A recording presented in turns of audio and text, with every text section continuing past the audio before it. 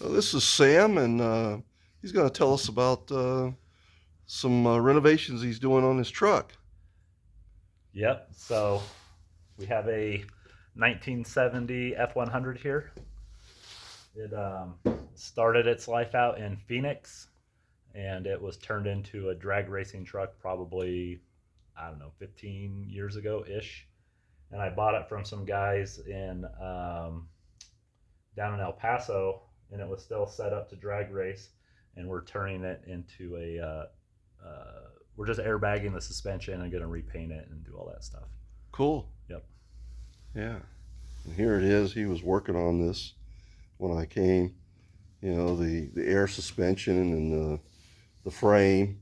And what did you call those? This is a step notch. A step notch. Right here. Mm-hmm.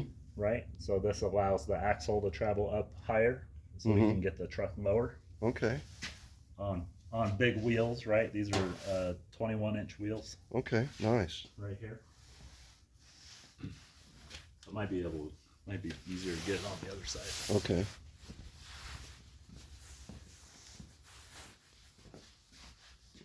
So that's about how it'll sit when it's done. when it's parked, at the car show or whatever. Sure. What color do you think you're gonna paint it? I think I'm gonna paint it the original color, Which is this white. It's Wimbledon white. Oh, okay. Is what's here. That was the original color of the truck. Okay. So you can see that it used to have some graphics on it. Right. Mm-hmm. So it had graphics all down the side of it. Mm-hmm. So they were pretty nice, but not fitting for what we're doing. Sure. Yeah. So, Well, maybe it can come back when it's all done and painted and pristine and go over it again, huh? yeah, for sure. So I think we're gonna do a little bit of racing with this truck, Okay. like SCCA racing, like slalom racing in the parking lots and stuff like that. Oh, nice. Yeah, so it has a very powerful engine in it. It's got a 351 Windsor. It's set up to race. It's about 550 horsepower. Nice. So we're doing a few things to it. We had to put different exhausts on it, different headers. We don't really have to mess with any of this too much. We're just going to get all this cleaned up, make it look nice. Right. Had to notch out a little bit for the tires to fit in over there Mm-hmm. when it's all the way down. Right. Yeah, has a tilt fiberglass hood on it. Okay. Lightweight. Yeah, that was a previous owner put that on. Yeah. That sounds like a pretty smart move Yeah, I mean, for racing. These old trucks, they weigh a ton. Oh, yeah. Yeah. So, Steel, real steel. yes. And the wheels are two-piece wheels. They're Status brand, Okay. and they're 21 by 11 and a half. Wow. So it's got, I think 305s all the way around. 305, 30, 21s all Okay. the way around. So Nice. these are off of my GT500. Okay. Is how these made it onto here. So they just happen to have the same bolt pattern that this truck had drilled into it. Yeah. It was meant to happen, huh? Yeah, I mean, it makes it look super modern, but they're really wide. So Yeah. a lot of contact for the pavement. Excellent. Yep. And then the inside, she's just a little torn apart right now, but you can see it has the buckets in there. Mm-hmm. I think we're gonna put a probably a 4-point roll bar in here, just a harness bar basically. Mm-hmm. So it'll just be a loop on the back. Mm-hmm. And it'll mount here and have an angle that comes forward, but we can put 5 or 6 point harnesses on it. Okay. So Nice. when you're racing, you really need the harnesses to keep you locked Right. into the truck. Centrifugal force and Yeah, what have you. yeah, we'll see it in some of the other cars I got. Sure. So, and then this has all been gutted out. They have aluminum panels that go in here Okay. and Lexan windows that go back into here. Okay. Nice. So I think we're still going to keep it in a race theme, although Okay. it's going to be like super clean, Right. car show car. Yeah. Still keep it race style. Yeah, we got a lot of nice car shows to go to around here to show it Yeah. off. Yeah, I think we might have it painted by the end of January. We'll see. Okay. Yeah, there's a big show coming up that I want to go to in Phoenix. Okay. we'll see if we can at least get it painted by then. Sure. Yep.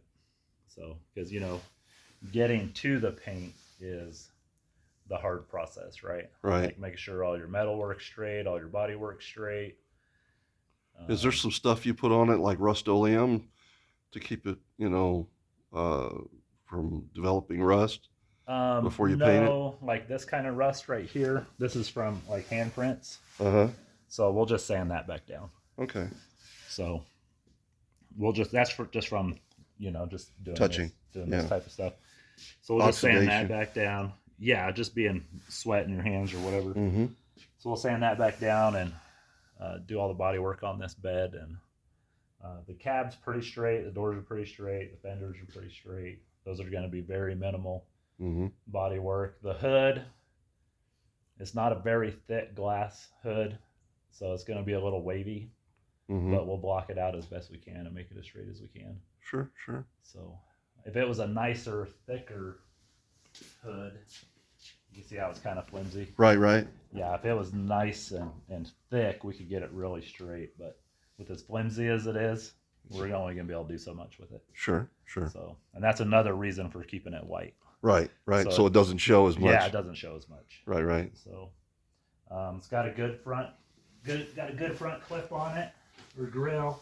Some of it, I've taken some of it apart, but really straight, all original. Fiberglass bumper, so we'll just paint that to match the truck. Okay. We need to find a different hood scoop for it. They had a hood scoop that was like a Mach 1 Mustang style hood scoop on it, but I didn't like it. It was too tall. It was like this tall. Right. So I want to get something that's about like flatter. this and a little more low profile. Right.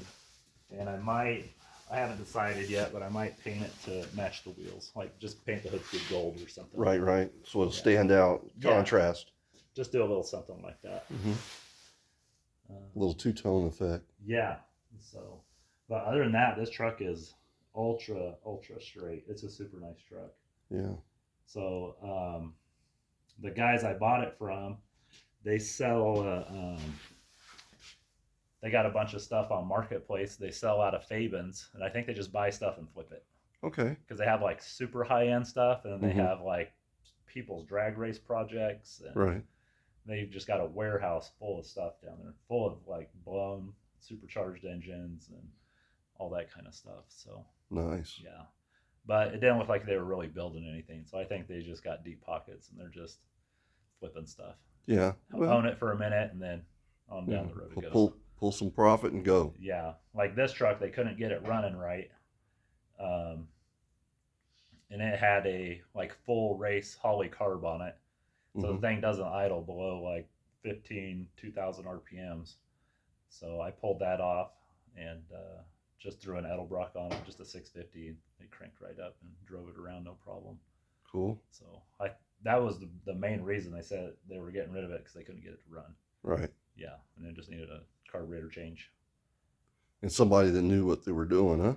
Yeah, well, when you get into race car stuff, it's meant for racing. Right. Yeah, it's not meant to sit there and idle and cruise down the road and that type of stuff. Yeah, you've got to take it out and light it up. Yeah. Open up the carbs. Not like these modern race cars, where you can just fire them up and drive them around.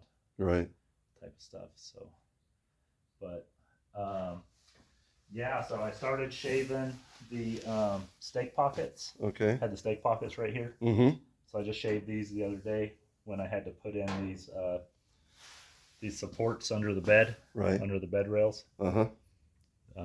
Because the bed was previously cut out and had aluminum sheet metal to cover all the drag race stuff up that was underneath here.